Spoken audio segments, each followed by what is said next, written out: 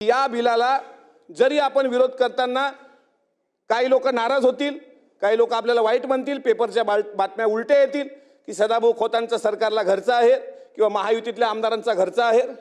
पण एक गोष्ट मात्र खरी आहे, एक गाव असतं, गावाला आग लागलेली असते आणि आग लागलेली असताना ती विझवण्याचा मात्र कोणी प्रयत्न करत नसतो आणि झाडावर सर्व पशुपक्षी ते गाव पाहत असतात, कारण त्यांचं लहानाचं मोठेपण तिथे गेलेलं असतं।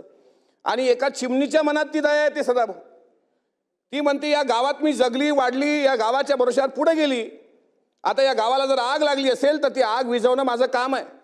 आणि तिची जेवढी क्षमता आहे, तिची जेवढी ताकद आहे, ती आपल्या चोचीमध्ये 2 पाण्याचे थेंब घेते आणि त्या आगीवर टाकते।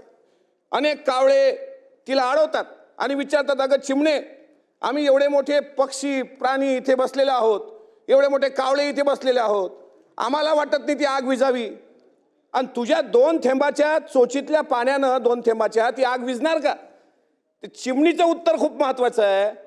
चिमणी असं म्हणते की कावळे दादा, मला माहित आहे की माझी चोच लहान आहे, त्यात पाण्याचे थेंब 2च बसतात हेही मला माहित आहे, त्या थेंबानी आग विझणार नाही हेही मला माहित आहे, पण ज्या दिवशी या आगीचा इतिहास लिहिला जाईल त्या दिवशी माझं नाव आग विझवणाऱ्यांच्या यादीमध्ये असेल, आग लागलेली असताना पाहणाऱ्यांच्या यादीमध्ये मी नसेल।